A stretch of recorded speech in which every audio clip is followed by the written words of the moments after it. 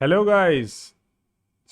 पिछले वीडियो में हमने देखा था हम कैसे डिफ़ॉल्ट एपीआई एंड पॉइंट्स का यूज़ कर सकते हैं और जो ऑटोमेटिकली जनरेट हो जाते हैं अगर आप ट्रॉनगेट डेस्कटॉप ऐप से कोई भी मॉड्यूल क्रिएट करते हो। ओके, लेकिन मान के चलो आपको कोई भी मीन्स किसी को ईमेल सेंड करना है या फिर आपको किसी को भी ग्रीटिंग देनी है या फिर आपको कोई इनर्स जॉइंस करके डाटा चाहिए, ठीक है। तो वो इन मेथड्स जो ये एपीआई एंड पॉइंट्स हैं वो उसमें वर्क नहीं करेंगे, तो हमें उसके लिए कस्टम एंड पॉइंट्स बनाने पड़ेंगे। सो हम देखते हैं वो ट्रॉनगेट में आप कैसे कर सकते हो। सबसे पहले तो हम एक काम करते हैं, हम एक नया मॉड्यूल बनाते हैं। ओके, मेंबर्स नाम से। ओके, और इसमें हम कंट्रोलर्स नाम से एक और फोल्डर बनाते हैं और नई फाइल बनाते हैं members dot php। Okay, M capital रहेगा फाइल के नेम में भी और class members extends Trongate. So ये हमारी फाइल जनरेट हो गई है और ये हमारा मॉड्यूल बन गया है। अब हम इसमें एक और मेथड बनाते हैं ग्रीटिंग नाम से। मान के चलिए हमें किसी ने फर्स्ट टाइम लॉगिन किया है और हमें उसे ग्रीटिंग देनी है, तो हम यहाँ पे क्या क्या कर देते हैं, hello hello new user. Okay, और ठीक है। लेकिन अब हमें अगर एपीआईज इनेबल करनी है तो उसके लिए हमें क्या करना पड़ेगा, एसेट्स का फोल्डर बनाना पड़ेगा और एपीआई डॉट जेसन नाम से उसमें फाइल बनानी पड़ेगी। ओके, और अब हम तो आपको कुछ भी याद करने की जरूरत नहीं है। बेसिकली आप सिंपली यहाँ से कॉपी पेस्ट कर सकते हो कोड, और हम एक बार यहाँ ये सारा डेटा उठा लेते हैं, ठीक है। तो एक काम और करते हैं हम, इस जो हमने मेंबर्स के नाम से मॉड्यूल बनाया है उससे उसके लिए हम एक टेबल भी बना लेते हैं। तो हम सबसे पहले एक नई टेबल बनाते हैं, क्या नाम से, मेंबर्स नाम से। ओके, और इसमें हम ओके दो टेबल और ऐड कर देते हैं। सो आईडी रहेगी और वो ऑटो इंक्रीमेंट होगी। ओके, और फिर first name, last name, user name, date joint, और हम एक और टेबल देते हैं अमाउंट पेड। ओके, इसको हम फ्लोट 7, 2। ओके, 11, और ये हम वारचार ले लेते हैं, वेरिएबल कैरेक्टर 255 और 100। यूज़र नेम 100 से ज़्यादा नहीं होगा, अंदर कैरेक्टर से ज़्यादा, और हम इसे जनरेट कर लेते हैं। तो आप ये या तो मैन्युअली बना सकते हैं या फिर मैं को इसका जो एसक्यूएल फाइल है ये मैं डेटाबे डिस्क्रिप्शन में दे दूंगा, तो आप वहाँ से भी कॉपी कर सकते हैं, वहाँ से आप एक्सपोर्ट कर सकते हैं ये जितना भी डाटा है, ठीक है। तो अब ये देख सकते हो आप। अब हम क्या करते हैं, इसको कॉपी कर लेते हैं एक। ओके, और मैं इसको ग्रीटिंग नाम देता हूँ, और अब हम इसका ये जो यूआरएल सेगमेंट है ये चेंज करेंगे। तो ये चेंज कैसे होगा, मेंबर्स जो हमारा मॉड्यूल है उसके अंदर हमारा फंक्शन क्या नाम से, मेथड क्या नाम से बना हुआ है, ग्रीटिंग नाम से, ठीक है। तो ये यूआरएल सेगमेंट हो गया।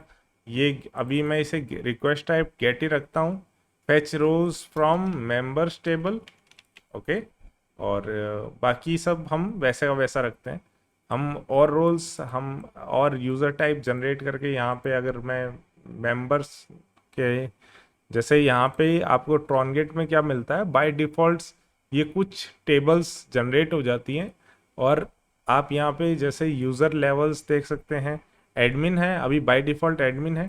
अगर मुझे और भी जनरेट करना है, जैसे मुझे मेंबर्स नाम से जनरेट करना है, तो हम जनरेट कर लेते हैं। ओके, मेंबर, ठीक है। अभी हम इसका यूज़ नहीं करेंगे, लेकिन मैं रेफरेंस के लिए बता रहा हूँ कि यूज़र, अब मैं अगर चाहूँ तो यहाँ पे यूज़र टाइप क्या दे सकता हूँ, मेंबर भी दे सकता हूँ। ओके, ठीक है। तो एडमिन भी एक्सेस कर सकता है और मेंबर्स भी एक्सेस कर सकता है। अगर मैं एडमिन हटा दूंगा तो सिर्फ इसको एडमिन मेंबर एक्सेस कर पाएगा, एडमिन एक्सेस नहीं कर पाएगा। ठीक है, तो इस तरीके से हम ऑथराइजेशन देते हैं और ये मीन्स फुली सिक्योर है। तो हम आगे चलते हैं। ठीक है, अब हम इसको देखते हैं और जैसे हम, ठीक है, मैं एक बार इसको रिफ्रेश कर लेता हूँ। ओके, तो आप यहाँ पे, हाँ, हम अपने मेंबर्स वाले में जाते हैं और यहाँ पे आप देख सकते हैं एंड पॉइंट नेम, यूआरएल और ये सब कुछ मेरे क्रिएट हो गया है।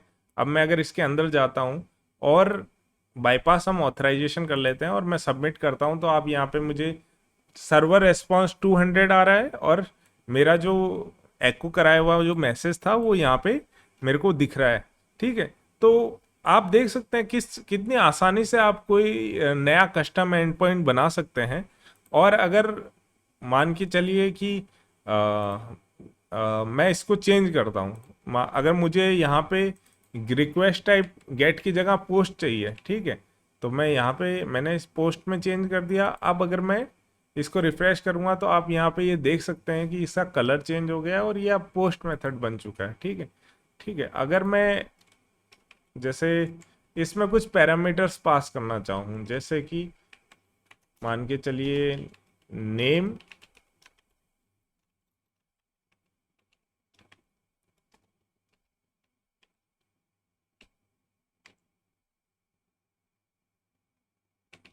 User ID,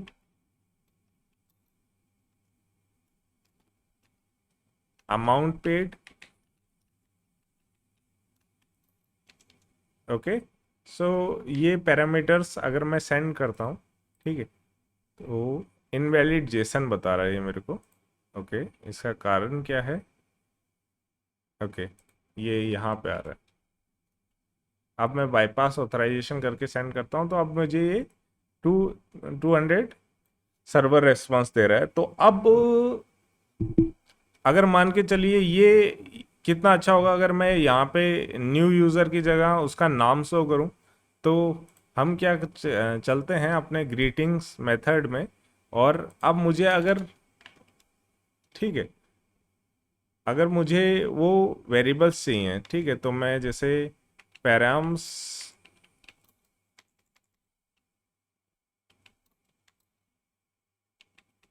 file gate contents, ठीक है, और यहाँ पे PHP इनपुट। ओके, अब मुझे मान के चलिए नेम चाहिए। ओके, हाँ, लेकिन इसको क्या हमें, ये हमें किस में मिलेगा? जेसन फॉर्मेट में। ठीक है, तो हमें जेसन फॉर्मेट से अरे में कन्वर्ट करने के लिए जेसन डिकोड का हम यूज़ कर सकते हैं। ओके, सो अगर मुझे params equals to JSON decode dollar data. Okay, अब अगर मुझे मान के चलिए क्या चाहिए, नेम चाहिए, तो मैं नेम कैसे लूँगा? ओके, डॉलर, हम वेरिएबल क्रिएट कर लेते हैं,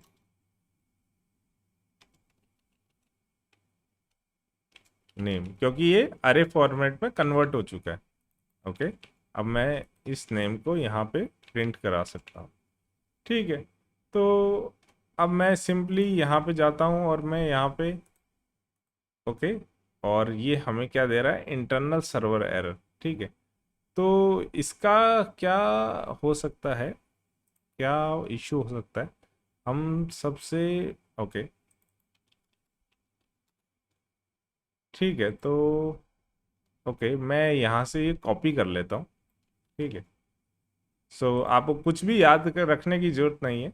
ओके, और आप बाय मीन्स आप जो कोर फाइल्स है उनको रीड कर सकते हो, उसमें कई ठीक है। तो हो सकता है कि मैंने इसमें कोई इशू कर दिया हो, और हम वापस से ओके, अब हम वापस से जाते हैं उसमें, और अब मैं अगर यहाँ पे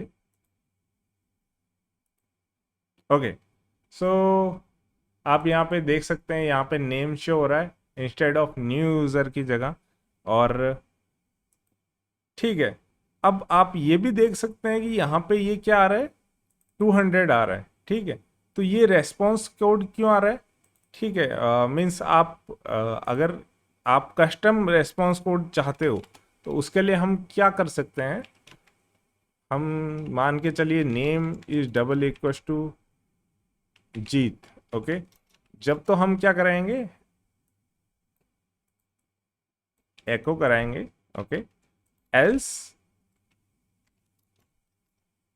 हम क्या कराएंगे, एको करा देते हैं get away you are not registered. Okay, और हम अब मुझे क्या करना पड़ेगा, H T T P response code मैं यहाँ पे दे देता हूँ 403। ओके,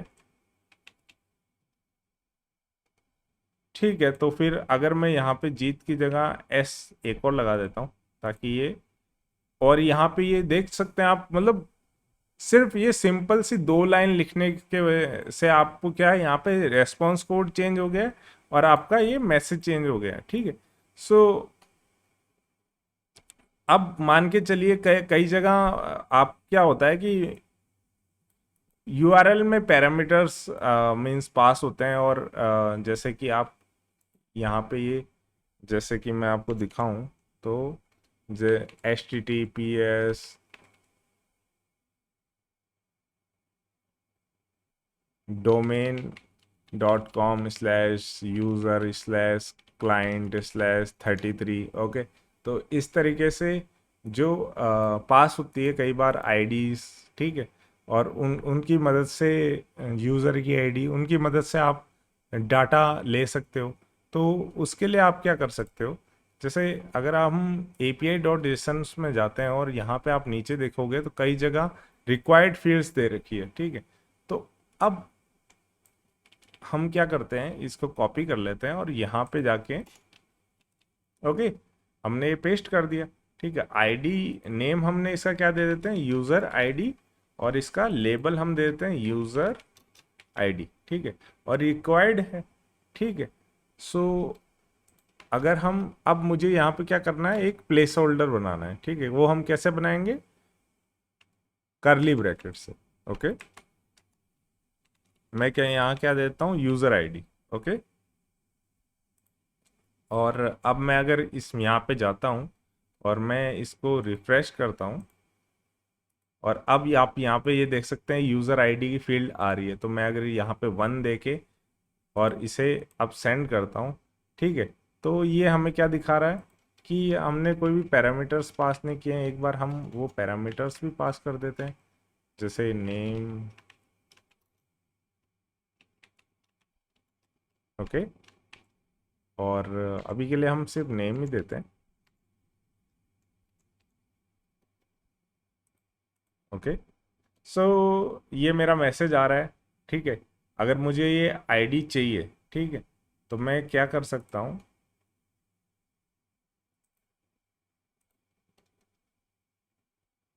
यहाँ पे मैं यूज़र आईडी नाम से दे सकता हूँ। ओके, और अगर मैं अब इस यहाँ पे इसको एको कराता हूँ, ओके, एको यूज़र आईडी। ठीक है, तो अब मैं अगर यहाँ जाके इसको एको कराता हूँ, ठीक है, तो आप यहाँ पे ये देख सकते हैं 1 आ रही है। ठीक है, या तो ये मेथड है। ठीक है, हम आगे और मेथड्स भी जानेंगे। तो आप अगर आप मल्टीपल फील्ड्स पास कर रहे हैं, ठीक है, जैसा कि यहाँ पे आप जाते हैं और यहाँ पे आप रिक्वायर्ड फील्ड्स में मल्टीपल फील्ड्स दे सकते हैं, तो उस वो भी हम कैसे कर सकते हैं।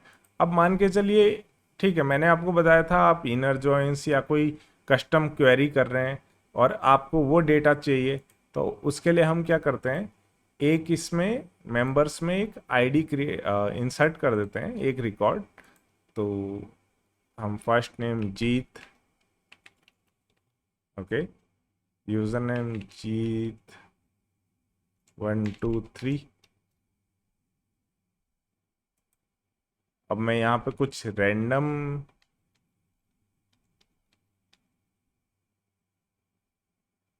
ओके, अमाउंट पेड 22, ओके, और ये हम एक रिकॉर्ड इसमें कर देते हैं और यहाँ पे ये रिकॉर्ड आप देख सकते हैं, ठीक है। अब मुझे आईडी के आधार पे वो रिकॉर्ड चाहिए, ओके। सो मैं इसको, ओके, हम अब क्या करते हैं, dollar data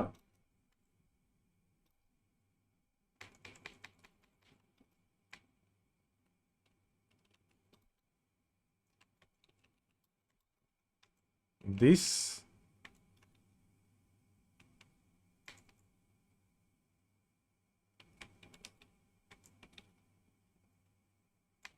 gate one where, okay.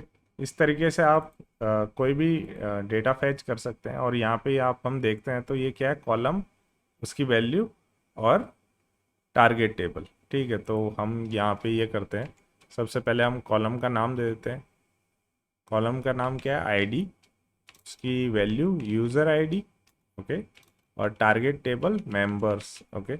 वैसे आप अगर टारगेट टेबल ना भी दोगे तो जैसे यहाँ पे ये टारगेट टेबल नल दे रखी है, तो ये अगर हम नहीं देते तो ये ऑटोमेटिकली इसको ले लेगा, ठीक है, आपको जरूरत नहीं है। जैसे मैं दिखाता हूँ आपको, ओके। अब हम क्या करते हैं, if query data is double equal to false, okay, अगर कुछ भी रिटर्न नहीं होता है, ठीक है, तो हम सिमिलरली यही मैसेज सेंड कर देंगे, ओके। और अगर होता है तो हम क्या करेंगे, एक ओके, अगर हमारे पास डेटा आ रहा है, ठीक है, तो हम क्या कर सकते हैं, ठीक है, हम एको कराते हैं, hello query data first name, okay. हम इसको एक नेम ले लेते हैं, उसमें हम इसको